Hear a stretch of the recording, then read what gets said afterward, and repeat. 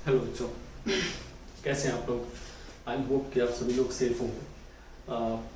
Time बहुत difficult चल रहा है, तो प्लीज़ अपना ख्याल रखिए, अपने घर वालों का ख्याल रखिए और घर पर रहिए। थोड़े दिन में सब ठीक हो जाएगा, बस तब तक थोड़ा पेशेंस रखिए और please just do take care. आज हम अपना नया टॉपिक स्टार्ट करते हैं। अभी तक हमने क्या पढ़ा है? अभी तक हमने पढ़ा है foundation for the brick masonry pillars and brick masonry wall.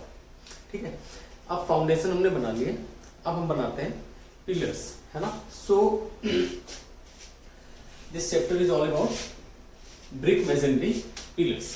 अब ब्रिक मेसनरी पिलर्स में हमारे पास दो पार्ट होते हैं, जिसमें से पहला पार्ट होता है analysis and second part is design. ठीक है, ओके।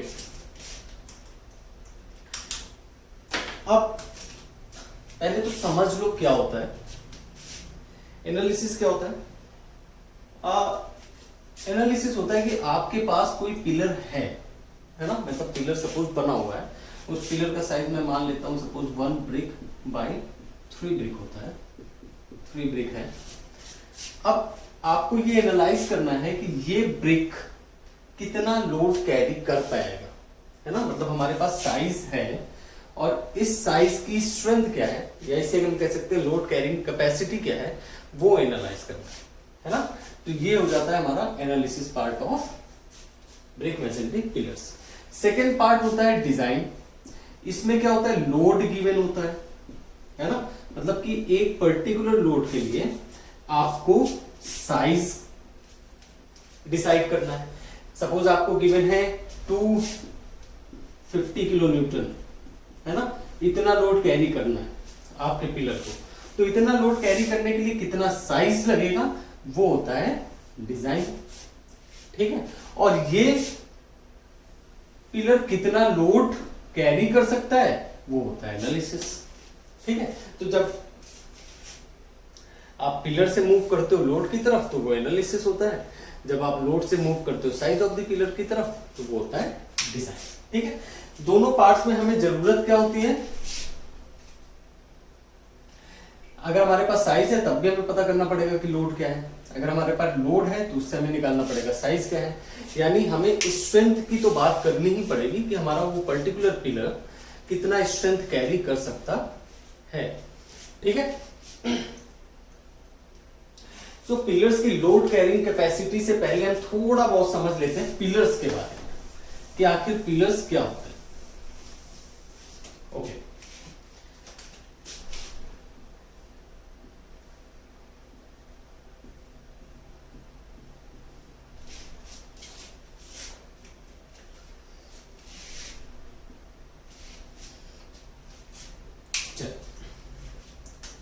अब प्रॉब्लम हमारे पास क्या है, ये बने हुए हैं आपके, ये पार्ट आपका बना हुआ है ब्रिक्स से। ठीक है, दोनों ही तरफ।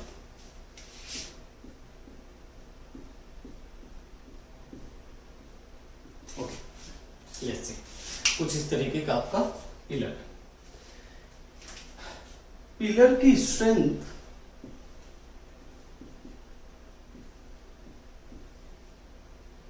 और इसे हम मान लेते हैं सपोज बी। पिलर की स्ट्रेंथ डिपेंड करती है इस पर, ये जो सरफेस एरिया है इसका, यानी बी बाई डी। यानी इसका जो सरफेस एरिया है, सरफेस एरिया जब भी हम स्ट्रेंथ की बात करेंगे तो वो डिपेंड करेगी इस पार्ट पर, बी इंटू डी। हमने बात की थी जब हम फाउंडेशन डिजाइन कर रहे थे, तो हमने ये बात की थी कि कोई भी आपका स्ट्रक्चर है वो दो चीजें उसमें होती है, एक तो स्टेबिलिटी होती है एंड दूसरी होती है स्ट्रेंथ, है ना। और हमें दोनों में सेफ रहना होता है। तो जिसकी स्ट्रेंथ है वो तो डिपेंड करेगी आपकी इस पार्ट पर, ये जो सरफेस एरिया है बी बाई डी। लेकिन जो इसकी स्टेबिलिटी है वो डिपेंड करती है इस पर, हाइट पर। ठीक है, तो अब हम कैसे पता लगाएंगे कि ये स्टेबल है कि नहीं है। है ना। पहले हम स्टेबिलिटी की बात करते हैं, कैसे हमारा पिलर स्टेबल होगा वो कैसे आप पता लगाएंगे। वो पता लगाने के लिए हमारे पास एक टर्म होता है जिसे हम बोलते हैं slenderness ratio. The term is slenderness ratio, इसे डिनोट करते हैं लैम्डा से। Slenderness ratio, the term is known as the slenderness ratio. जैसा मैंने बताया आपको कि किस पर डिपेंड करता है, हाइट पर। तो स्लेंडरनेस रेशियो का फॉर्मूला होता है effective height upon least lateral dimension. Effective height upon least lateral dimension. अब देखो ये टर्म आया है लेटरल, तो पहले हम इसे समझ लेते हैं लेटरल टर्म क्या होता है। हमारे पास दो तरीके की डायमेंशन होती है। पहली डायमेंशन होती है longitudinal and second dimension is lateral.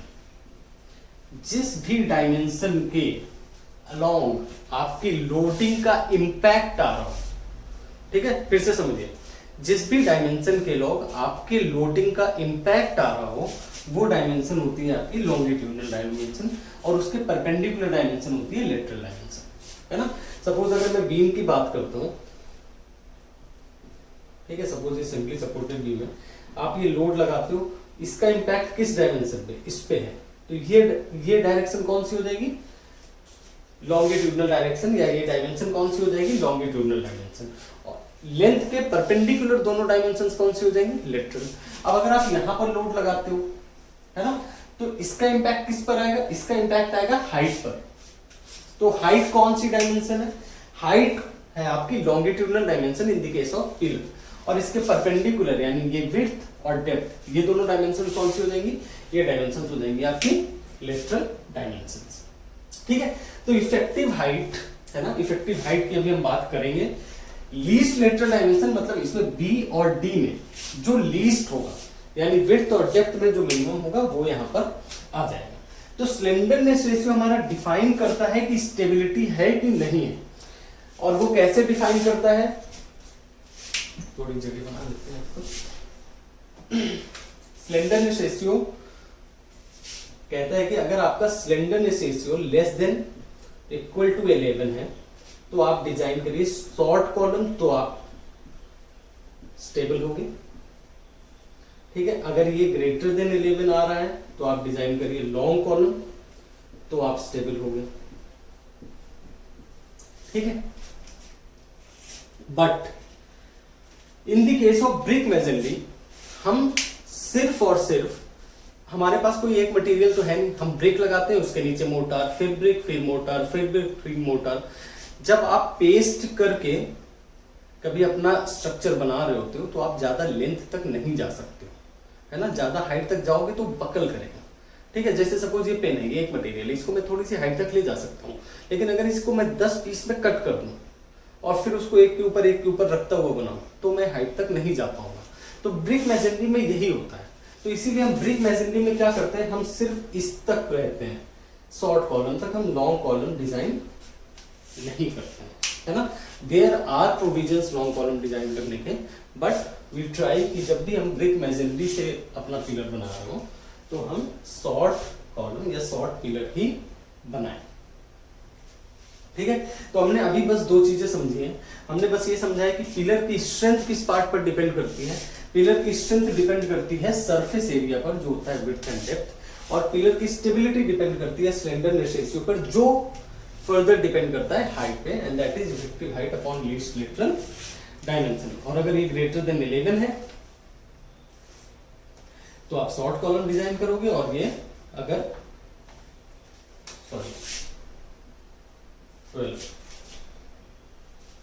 Sorry वो टिम्बर के केस में ये 11 होता है, सॉरी गलती हो गई मेरे से। अगर slenderness ratio less than equal to 12 है तो आप शॉर्ट कॉलम डिजाइन करेंगे, और अगर ये ज्यादा है तो फिर आप लॉन्ग कॉलम डिजाइन करेंगे। बट ब्रिक के केस में हम लॉन्ग कॉलम डिजाइन नहीं करते। एंड स्लेंडरनेस रेशियो में हम डिनोमिनेटर की बात कर चुके हैं कि लीस्ट लेटरल डायमेंशन क्या होगी। अब हम इफेक्टिव हाइट की बात करेंगे।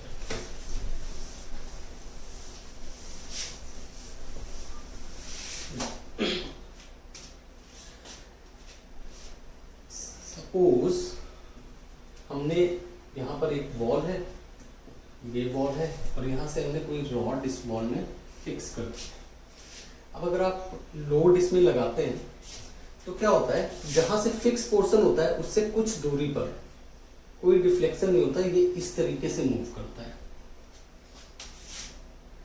ठीक है, अगर सपोज यहीं पर सिर्फ एक ये रॉड है और यहाँ पर सिर्फ एक पिन से इसे जोड़ा हुआ है, ठीक है, और इधर फिक्स है, तो ये मूव इस तरीके से करता है। ठीक है, अगर दोनों तरफ पिन है, यहां पर भी पिन, यहां पर भी, तो ये इस तरीके से मूव करता है। ठीक है, ये पैटर्न है, ऐसा ही है। आप कभी भी देख लो, जो घर में कपड़े बांधने वाली रस्सी होती है उसमें भी सबसे कम डिफ्लेक्शन आप उसको एक पिन से करो, फिर उसको आप 2-3 पिन लगा के करो। जब आप 2 से ज्यादा पिन होती है तो वो फिक्स की तरह बिहेव करता है। तो वो पैटर्न आपको बिल्कुल जस्ट जहां कनेक्शन होगा उसके तुरंत पास पर नहीं मिलता है। ठीक है, तो ये जो लेंथ है ना, जहां से आपको ये चेंज मिल रहा है, ये डिफ्लेक्शन मिल रहा है, ये होती है इफेक्टिव लेंथ, है ना। सेम इसको हम वर्टिकल अगर कर देते हैं तो हमारे पास भी पिलर के केस में या कॉलम के केस में भी 2 एंड होते हैं। अगर ये दोनों यहां से फिक्स है ना, अगर सपोज ये इसको ऐसे फिक्स बनाते हैं तो वो भी यहाँ पर कुछ हमें डिफ्लेक्शन नहीं मिलता है, फिर ऐसे मिलता है, तो ये जो हाइट है ये हो जाती है हमारी इफेक्टिव हाइट। थ्योरेटिकली हम बोलते हैं 0.65 ऑफ टोटल हाइट, डिपेंड करता है, ये आपको कोड में गिवन है। ठीक है, जब हम दोनों तरफ पिन होते हैं तो जो हमारी इफेक्टिव हाइट होती है वो होती है h के बराबर, यानी जो हाइट ऑफ द पिलर होगी वही हमारी इफेक्टिव हाइट होगी। And in the case of brick masonry pillar, दोनों कनेक्शन यहाँ पर मोटार से होगा, ठीक है, और वो बिहेव करता है पिंड की तरह। तो in the case of brick masonry pillar, जब आप टिम्बर पिलर डिजाइन करोगे तो वहां पर ये केस अलग होगा, वहां पर दिया होगा, वहां पर बहुत सारी कंडीशन है, वहां पर टेबल भी है, हम उसकी बात तब करेंगे। But in the case of brick masonry pillar जो आपकी इफेक्टिव हाइट है वो बराबर होगी हाइट के, है ना। अभी मैं वो बता दूंगा आपको, क्योंकि वैसे भी ब्रिक्स में बहुत सारे टर्म है तो ज्यादा कॉम्प्लिकेट करने की जरूरत नहीं है। जैसे अभी आपको सिर्फ इतना याद रखना है कि in the case of brick masonry pillar जो इफेक्टिव हाइट है वो h के बराबर होगी। ओके, सो हमने पिलर्स के बारे में बात कर दी, स्लेंडरनेस रेशियो के बारे में बात कर ली है। अब हम बात कर सकते हैं लोड कैरिंग कैपेसिटी या फिर स्ट्रेंथ ऑफ द पिलर की। ठीक है, तो हमने ये तो देख लिया है कि किस पर डिपेंड करती है, वो सरफेस एरिया पर डिपेंड करती है। सरफेस एरिया क्या है, b इंटू डी है ना। और लोड का फॉर्मूला क्या होता है, स्ट्रेस मल्टीप्लाइड बाय एरिया। तो जो लोड कैरिंग कैपेसिटी होगी वो भी क्या होगी, जितनी स्ट्रेंथ वो बियर कर सकता है पर यूनिट एरिया, है ना। So that would be F permissible, जितनी स्ट्रेस परमिसिबल है ना। सपोज ये 10 किलो न्यूटन पर मीटर स्क्वायर कैरी कर सकता है, एक रेंडम वैल्यू है, यूनिट में कोई जज मत करिएगा, है ना। सपोज इतना कर सकता है और आप पर मीटर स्क्वायर इतना कर सकता है और आपके पास एरिया इतने मीटर स्क्वायर है, दोनों का आप मल्टीप्लाई कर दीजिए, आपको टोटल स्ट्रेंथ पता चल जाएगी। ये बहुत बेसिक सा फॉर्मूला है, normal load is equal to stress multiply by area. Stress है यहाँ पर b इंटू, सॉरी एरिया है यहाँ पर b इंटू डी। बट ये जो परमिसिबल स्ट्रेस है ये बहुत सारे फैक्टर्स पर डिपेंड करती है। इसका फॉर्मूला होता है FB यानी बेसिक कंप्रेसिव स्ट्रेस, ये multiplied by KS multiplied by KA multiplied by KSH। ठीक है, अब हम इनकी एक एक करके बात करते हैं।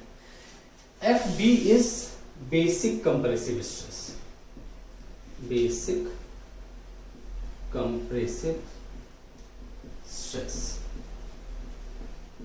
ठीक है, आप कोई ब्रिक यूज कर रहे हैं, मोटार यूज कर रहे हैं, उसकी बेसिक कंप्रेसिव स्ट्रेस है वो ये वैल्यू FB। बट ऐसा तो होगा नहीं, है ना, क्योंकि देखो मोटार हम साइड पे बनाते हैं। आप अगर सेम मोटार भी बना रहे हैं, सपोज हम मोटार का ग्रेड ले रहे हैं 1:4, है ना। 1:4 का मोटार अगर टाइम ज़्यादा ले लिया है हमने उसे यूज़ करने में, तो उसकी स्ट्रेंथ कुछ कम होगी। अगर हमने टाइम पर यूज़ कर लिया है तो उसकी स्ट्रेंथ ठीक होगी, है ना। हमने किस साइज में यूज़ किया है उस पर डिपेंड करेगा, हमने किस शेप पर यूज़ किया है, सपोज रेक्टेंगुलर है या ट्रेपेजॉइडल है, उस पर भी डिपेंड करेगा। इस पे लोडिंग की कंडीशन क्या है उस पर डिपेंड करेगा। मैं एक एग्जांपल देता हूँ, सपोज ये पिलर है और हमने ये लोड बिल्कुल कॉर्नर पर लगा दिया है ना, तो कॉर्नर पर लगाने की वजह से अगर सपोज मोर्टार कॉर्नर पर है और लोड भी वहीं पर लगा दिया है ना, कभी किसी किसी को छत पे ओपन में मोर्टार दिख जाता है, आप कॉर्नर पे वहां पे थोड़ा सा प्रेशर लगाओ, क्रश करता है वो, है ना। कॉर्नर पर अगर लोड लगाओगे तो वो जल्दी क्रश करेगा। यानी इसकी जो स्ट्रेंथ है वो कहां पर लोड लगा रहे हैं, जो कि डिफाइन करता है स्ट्रेस रिडक्शन फैक्टर, क्या एरिया है जो डिफाइन करता है एरिया रिडक्शन फैक्टर, और किस शेप पर आप डिजाइन कर रहे हैं वो डिफाइन करता है शेप रिडक्शन फैक्टर। तो ये जो परमिसिबल स्ट्रेस है ये तो बेसिक स्ट्रेस है ना, इतनी बेसिक स्ट्रेस होगी। So basic stress multiplied by Ks, that is stress reduction factor. Stress reduction factor क्या है? स्ट्रेस रिडक्शन फैक्टर है कि आप लोडिंग कहां पर कर रहे हैं, है ना। चलो मैं एक बार पहले नाम लिख देता हूं, फिर सबके बारे में अलग अलग बात करेंगे। That is area reduction factor, area reduction factor, and this is shape reduction factor, shape reduction factor. ठीक है, ये पूरा बनता है एफपी, बी और डी तो नॉर्मल एरिया है। अगर आपको ये सारी वैल्यूज मिल जाएंगी, बेसिक कंप्रेसिव स्ट्रेस मिल जाएगा, स्ट्रेस रिडक्शन फैक्टर मिल जाएगा, एरिया रिडक्शन फैक्टर मिल जाएगा एंड शेप रिडक्शन फैक्टर मिल जाएगा, बी एंड डी मिल जाएगा, तो आप ये load carrying capacity of pillar निकाल सकते हैं। ठीक है, ओके अब मुझे आपको टेबल्स दिखानी है तो मैं ये क्लियर कर लेता हूँ, है ना। जिसको लिखना है वो प्लीज लिख लीजिए, फिर एक एक टर्म्स के बारे में हम आराम से समझते हैं और कैसे इसकी वैल्यू देखते हैं। देखो आपको याद कुछ नहीं रखना है, बस इतना याद रखिएगा कि ये वैल्यूज होती हैं, इसकी वैल्यूज सारी टेबल्स में है, वो कोड आपको मिलेगा, कोड से आप डायरेक्टली वैल्यू देख सकते हैं। तो याद करने का इतना स्ट्रेस नहीं है, बस समझ लो क्या होता है, सबकी इंपॉर्टेंस क्या है। ओके, सबसे पहले हम बात करते हैं basic compressive stress for masonry.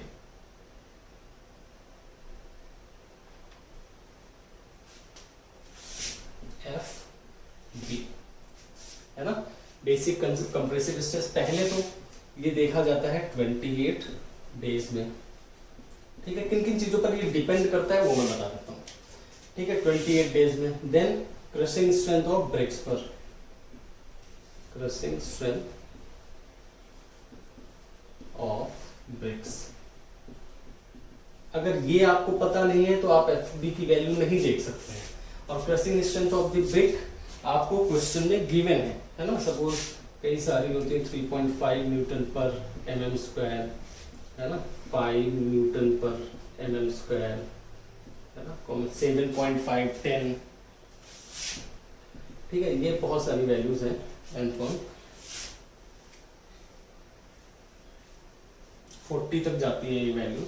तो क्रशिंग स्ट्रेंथ ऑफ ब्रिक्स पर 28 डेज में देखते हैं and crushing strength of bricks पर डिपेंड करते हैं। और डिपेंड करता है मोर्टार पर, जो सबसे इंपॉर्टेंट फैक्टर है। ठीक है, देखो हम बात कर रहे हैं, अगर सपोज ये कंक्रीट का बना होता है ना, तो कंक्रीट की हम कंप्रेसिव स्ट्रेस डायरेक्टली लिखते, मल्टीप्लाइड बाय एरिया जो भी था वो मल्टीप्लाई करते। हमें सपोज स्ट्रेस है, सपोज M20 आपने सुना हो शायद ना सुना हो, इसकी स्ट्रेस होती है 20 मल्टीप्लाइड बाय एरिया, हमारे पास डायरेक्टली लोड कैरिंग कैपेसिटी आ जाती है। बट यहाँ पर हमारे पास ब्रिक भी है, मोर्टार भी है, है ना। तो इन दोनों को मिलाकर कि ब्रिक की क्रशिंग स्ट्रेंथ क्या है और मोर्टार क्या है ना। हॉरिजॉन्टल कॉलम में सपोज ये है क्रशिंग स्ट्रेंथ ऑफ ब्रिक और यहां पर है मोर्टार। तो इन दोनों को मिलाकर हम बेसिक कंप्रेसिव स्ट्रेस दिखा सकते हैं, क्योंकि इनमें से एक भी फेल हुआ है ना, मतलब कि अगर मोर्टार फेल हो गया तब भी हमारा पिलर फेल होना है, अगर ब्रिक फेल हो गया तब भी हमारा पिलर फेल होना है। तो हमें दोनों को कंसीडर करना पड़ेगा कि हम ब्रिक कौन सा यूज कर रहे हैं और हम मोर्टार की ब्रिक की क्रशिंग स्ट्रेंथ क्या यूज कर रहे हैं और मोर्टार कौन सा यूज कर रहे हैं। ऑलराइट, सो हमें दोनों ही देखना पड़ता है। तो ये जो टेबल है, मैं आपको एक बार टेबल दिखा देता हूं।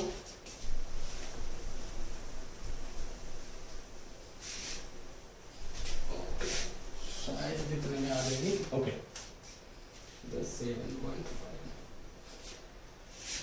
सी, ठीक है। तो ये आपके पास टेबल है जिसमें हॉरिजॉन्टल वैल्यू आपकी बेसिक कंप्रेसिव स्ट्रेस आपको मिलेगी यहाँ पर with the crushing strength of brick. Crushing strength आपको हॉरिजॉन्टल रो में दिया हुआ है, दैट इज 3.5, 5, 7.5, 10, 12.5। और जो मोर्टार टाइप है वो आपको कॉलम में दिया हुआ है, the second column after serial number, the mortar type that is H1, H2, M1, M2, M3, L1, L2। ठीक है, ये मोर्टार का टाइप है, मोर्टार की नेमिंग है। तो सपोज अगर आपको क्वेश्चन में गिवन है कि आपका क्रशिंग स्ट्रेंथ 10 है एंड आपका ग्रेड ऑफ मोर्टार या मोर्टार टाइप M1 है, तो आप आसानी से निकाल सकते हैं कि आपकी वैल्यू 0.96 जो एमपी की वैल्यू है दैट विल बी 0.96 न्यूटन पर mm स्क्वायर। ठीक है, सिर्फ टेबल से देखना है और कुछ नहीं करना है। ठीक है, आप टेबल से देखिए वैल्यू, आपको बेसिक कंप्रेसिव स्ट्रेस की वैल्यू मिल जाएगी। ठीक है, सपोज आपका ग्रेड M3 है एंड आपकी क्रशिंग स्ट्रेंथ 7.5 है, देन इट गिव्स 0.56 न्यूटन पर mm स्क्वायर। ठीक है, बट आपको जो ग्रेड है, जो मोर्टार का ग्रेड है या मोर्टार टाइप है, वो आपको क्वेश्चन में गिवन नहीं होगा, वो आपको देखना पड़ेगा और वो आप इस टेबल से आसानी से देख सकते हैं। आपको क्वेश्चन में गिवन होगा सीमेंट एंड सैंड का प्रोपोर्शन, तो अब आप इस टेबल में देखिए, सपोज मैंने दिया हुआ है आपको 1:4 सैंड है, सॉरी आपका जो मोर्टार में सीमेंट सैंड का प्रोपोर्शन है दैट इज 1:4। अब आप इसमें सीमेंट वाले कॉलम में देखिए 1 एंड सैंड वाले कॉलम में देखिए 4। कहां पर मिलता है आपको सेकेंड रो में मिल जाएगा मोर्टार की ग्रेड H2 पर, है ना। तो यहां से आप डायरेक्टली समझ सकते हैं कि जो आपका ग्रेड है वो क्या हो जाएगा, H2 हो जाएगा, राइट। सपोज अगर मैंने बोला है आपको 1:6, ठीक है, तो आपको दो ग्रेड यहां पर मिलती हैं, एक M1 मिलता है आपको, एक M2 मिलता है, सीमेंट 1 एंड सैंड 6। ठीक है, तो अगर यहां पर कंप्रेसिव स्ट्रेंथ आपको क्वेश्चन में नहीं गिवन है, जो आपका सबसे लास्ट कॉलम में गिवन है, तो अगर कंप्रेसिव स्ट्रेंथ आपको क्वेश्चन में नहीं गिवन है तो आप M1 भी लिख सकते हैं, M2 भी ले सकते हैं, आपकी मर्जी है। तो यहां से पहले आप ग्रेड ऑफ मोर्टार देखेंगे, फिर पिछली वाली टेबल जो मैंने आपको दिखाई थी वहां से आप बेसिक कंप्रेसिव स्ट्रेस देखेंगे। मैं आपको साथ में ये व्हाट्सएप भी कर दूंगा, ठीक है, टेबल्स, वरना मैं आपका कोड का लिंक भेज दूंगा, वहां पर ये टेबल आप देख सकते हैं। ठीक है, सो बेसिक कंप्रेसिव स्ट्रेस मुझे लगता है कि आसानी से आपको समझ में आ गया। सिर्फ आपको ग्रेड देखनी है। सपोज 1:5 है ना, तो यहां से ग्रेड देखिए, 1 सीमेंट 5 सैंड, यहां से आपको ग्रेड मिल जाता है M1। ठीक है, अब ये दो कॉलम थे आपके, यहां पर क्या था, क्रशिंग स्ट्रेंथ, और यहां पर क्या था, grade of mortar, grade of mortar. ठीक है, अब ग्रेड ऑफ मोर्टार में M1 को सर्च करिए, क्रशिंग स्ट्रेंथ सपोज 7.5 है तो क्रशिंग स्ट्रेंथ में 7.5 को सर्च करिए, मिला दीजिए, ये जो वैल्यू है that is your basic compressive stress, your basic compressive stress. ठीक है, आई होप ये पहला पार्ट आपको क्लियर है। ओके, चलिए नेक्स्ट में मूव करते हैं। अब इसके साथ कौन कौन से फैक्टर आएंगे? अब ये पर्टिकुलर ब्रिक की क्रशिंग स्ट्रेंथ और मोर्टार टाइप पे आपको बेसिक स्ट्रेंथ मिल गई है, बट ये बहुत सारे फैक्टर्स पर डिपेंड करती थी, जिसमें से पहला था कि एस, जिसे हम बोलते हैं stress reduction factor. Stress reduction यहां पर लिख देता हूं फैक्टर, ठीक है। वो स्पेस में छोड़ रहा हूं क्योंकि आपको वहां पर टेबल दिखानी है मुझे। Okay, stress reduction factor. Okay, stress reduction factor के बारे में हम बात कर चुके हैं, लेकिन एक बार मैं फिर से आपको समझा देता हूं क्या है। बहुत सिंपल सा पार्ट है ये।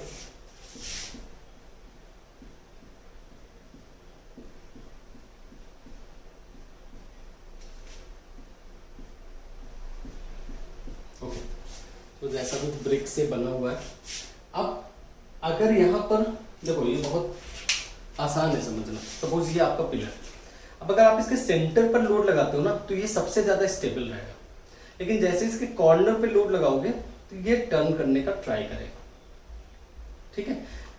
साइज सेम है, ब्रिक आपने सेम रखा है, सेम लोड की इंटेंसिटी है, फिर भी इंपैक्ट अलग है ना। तो इसके लिए हमें एक रिडक्शन फैक्टर की जरूरत पड़ती है, जो इस बात पर डिपेंड करता है कि आपकी लोडिंग कहां पर हो रही है। अब अगर आपकी लोडिंग बिल्कुल सेंटर पर हो रही है तो उसे हम बोलते हैं एक्सियल लोडिंग। एक्सियल लोडिंग, अगर आपकी लोडिंग बिल्कुल सेंटर पर हो रही है तो उसे हम बोलते हैं एक्सियल लोडिंग। लेकिन अगर आपकी इस लाइन के इधर उधर हो रही है ना, तो इसे हम बोलते हैं इसेंट्रिक लोडिंग। इसेंट्रिक लोडिंग मतलब सेंटर से थोड़ा बहुत भी इधर उधर हो रही है ना, उसे हम बोलते हैं इसेंट्रिक लोडिंग। और इस सेंटर से जहां पर लोडिंग हो रही है उसकी डिस्टेंस को हम बोलते हैं इसेंट्रिसिटी। इसेंट्रिसिटी, ठीक है। फिर से समझ लेते हैं क्या हुआ है। जो आपके सेंट्रॉइड पर लोडिंग हो रही है ना, उसको क्या बोलते हैं हम? Axial loading. जो एक्सियल लोडिंग के इधर या उधर हो रही है लोडिंग, उसे हम बोलते हैं इसेंट्रिक लोडिंग। अब ये सपोज आपकी एक्सिस है और ये लोडिंग है, तो इसके बीच की जो डिस्टेंस है उसे हम बोलते हैं इसेंट्रिसिटी। और वो इसेंट्रिसिटी गिवन होती है फॉर्म में कि सपोज L/12 की इसेंट्रिसिटी है ना, या L/24 की इसेंट्रिसिटी है, मतलब जो लेंथ है उसका बाई 24 इसेंट्रिक लोडिंग है, ठीक है। या L/36 है, या ये 0 है। अगर इसेंट्रिसिटी 0 है, इसका डायरेक्टली मतलब क्या है? सपोज E = 0 है, तो इसका डायरेक्टली मतलब क्या है? एक्सियल लोडिंग है। एक्सियल लोडिंग है, ठीक है। या फिर अगर आपको क्वेश्चन में दिया है एक्सियल लोडिंग है, तो उसका डायरेक्टली मतलब क्या है? इसेंट्रिसिटी 0 है, ठीक है। तो ये फैक्टर जो है ये सिर्फ इस बात के लिए है कि आपकी लोडिंग कहां पर है, ठीक है। और ये कैसे हम पता करेंगे? ये पता करेंगे हम टेबल से, और वो टेबल मैं अभी आपको शो करता हूं, ठीक है। So this is your table for stress reduction factor. अब ये किन दो चीजों पर डिपेंड कर रही है? ये डिपेंड कर रही है स्लेंडरनेस रेशियो पर एंड इसेंट्रिसिटी पर, है ना। स्लेंडरनेस रेशियो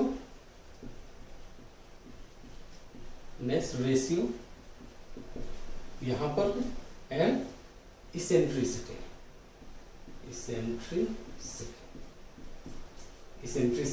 यहां पर, ठीक है। इन दो चीजों पर डिपेंड कर रही है। स्लेंडरनेस रेशियो आपको पता चल जाएगा, height upon least lateral dimension, वहां से आपको स्लेंडरनेस रेशियो मिल जाएगा। इसेंट्रिसिटी, अगर एक्सियल लोडिंग है तो आपकी इसेंट्रिसिटी कितनी होगी? 0 होगी ऑब्वियसली। तो सबसे पहला फर्स्ट कॉलम से ही आपको वैल्यू मिल जाएगी। लेकिन अगर सपोज आपको इसेंट्रिसिटी है तो वो आपको क्वेश्चन में गिवन होगी, that is L/24, L/12, L/6, L/4, L/3, जितनी भी इसेंट्रिसिटी है वो आपको क्वेश्चन में गिवन होगी, ठीक है। सो वैल्यू कैसे निकालोगे आप? उस पर्टिकुलर इसेंट्रिसिटी जो क्वेश्चन में गिवन है वहां पर जाइए, है ना। सपोज एक्सियल लोडिंग है तो यहां पर 0 पर आ गए, और आपका सब 8 पर वैल्यू कितनी है?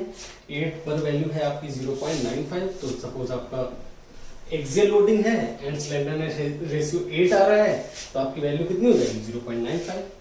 अगर सपोज आपका स्लेंडरनेस रेशियो 10 है एंड एक्सियल लोडिंग है तो आपकी वैल्यू कितनी हो जाएगी 0.89।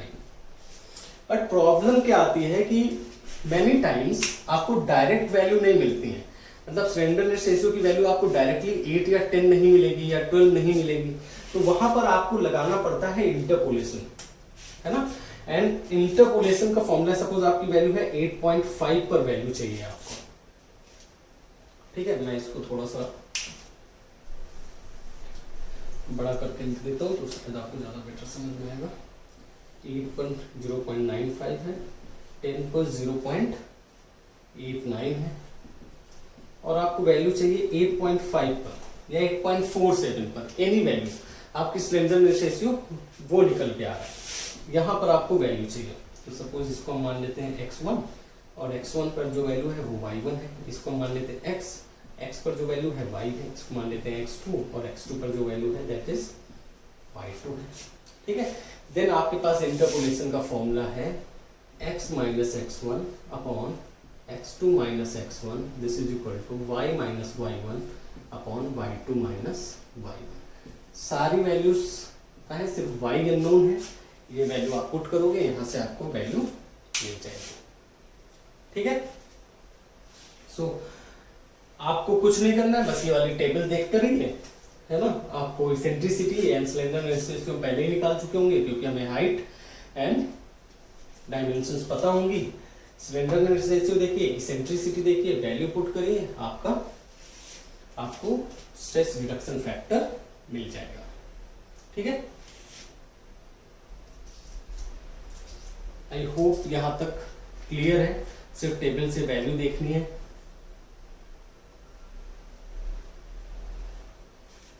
चलो next is area reduction factor. Next reduction factor is second reduction factor के ए, सेकेंड रिडक्शन फैक्टर के A and that is area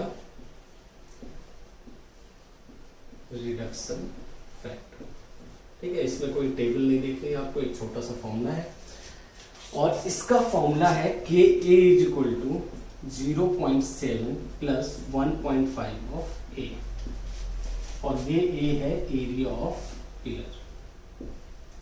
बस इसमें एक छोटी सी कंडीशन है, ये फॉर्मूला तभी तक वैलिड है जब a is less than 0.2 metre square. अगर आपके जो पिलर का एरिया है वो लेस देन 0.2 मीटर स्क्वायर है तो जो एरिया रिडक्शन फैक्टर की वैल्यू है दैट इज 0.7 प्लस 1.5 है, और ये अगर greater than equal to 0.2 metre square है तो जो के ए की वैल्यू है दैट इज 1 ऑलवेज, है ना। देखो यहां पर 0.2 रख के देखो, 0.7 प्लस 1.5 इंटू 0.2, ठीक है। 0.7 प्लस 0.3 कितनी आ जाती है वैल्यू 1, हम ऊपर की तरफ मूव कर रहे हैं, ठीक है। वैल्यू कितनी आती है 1, और जब भी ये वैल्यू 1 से ज्यादा हो जाती है, ठीक है, 1 से वैल्यू बढ़ जाती है तो हम हमेशा वैल्यू लेते हैं एरिया रिडक्शन फैक्टर की 1। तो 0.2 मीटर स्क्वायर या उससे बड़ी वैल्यू के लिए हमेशा जो एरिया रिडक्शन फैक्टर होगा वो होगा 1, और अगर लेस देन 0.2 मीटर स्क्वायर है तो ये वाला फॉर्मूला रखिए, जो भी एरिया है वो एरिया की वैल्यू जो भी आएगा वो आपका एरिया रिडक्शन फैक्टर हो जाएगा।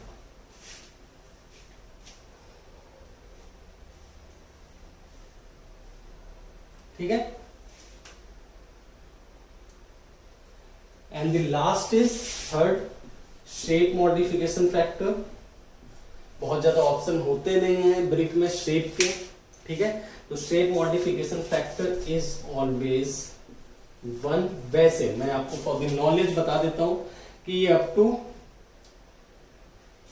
0.75 जो आपका विड्थ टू डेप्थ रेशियो है वो 0.75 तक होता है, तब ये वैल्यू 1 होती है, ठीक है। जो आपका लेंथ टू विड्थ कह दो या विड्थ टू डेप्थ कह दो, है ना। विड्थ टू डेप्थ रेशियो जो हम बात कर रहे थे यहां पर, ये अगर सपोज b है, ये d है, कोई भी वैल्यू मान लो, ये जो रेशियो है ये 0.75 तक है, तब तक ये वैल्यू 1 होती है। बट अगर आपने ध्यान नहीं दिया होगा, जो हमने बेसिक कंप्रेसिव स्ट्रेस की वैल्यू ली थी वो भी इसी रेंज पर थी। आप वापस से जाकर देखिएगा वीडियो में जो टेबल है ना, उसमें ये 0.75 तक ही वैल्यू है। तो इसलिए हम हमेशा ये कितना लेते हैं 1, है ना। हाउएवर ये चेंज हो जाता है तो इसकी वैल्यू 1.2 1.1 तक भी मूव करती है ना। कभी कभी 1.3 1.5, जब ये वैल्यू 2 से 4 के बीच में हो जाती है तो ये वैल्यू 1.5 तक भी 1.3 तक भी मूव करती है। बट हमें ये 0.75 तक ही लेना है, 0.75 तक ही लेना है, तो हमारे हमेशा शेप रिडक्शन फैक्टर 1 होगा। ठीक है, अब हमने सारे शेप रिडक्शन फैक्टर पढ़ लिया, हमने बेसिक कंप्रेसिव स्ट्रेस पढ़ लिया। अब बस लास्ट पॉइंट है the load carrying capacity of pillar, and that is P is equal to permissible stress multiplied by area. Permissible stress is basic compressive stress multiplied by stress reduction factor multiplied by area reduction factor multiplied by shape reduction factor multiplied by area is B into D, ठीक है, या L into B, आप जो भी मान लो, है ना। Height तो H हो गई, उसे आप L into B मानना है, L into B मान लो, B into D मानना है, D into D मान लो, ठीक है। This is equal to P। ये हो जाता है आपके पास formula load carrying capacity.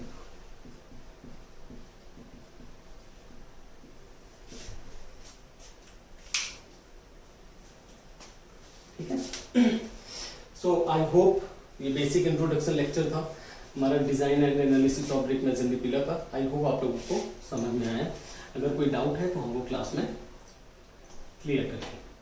Okay, thank you everyone. Next class में हम करते हैं design of brick masonry pillar.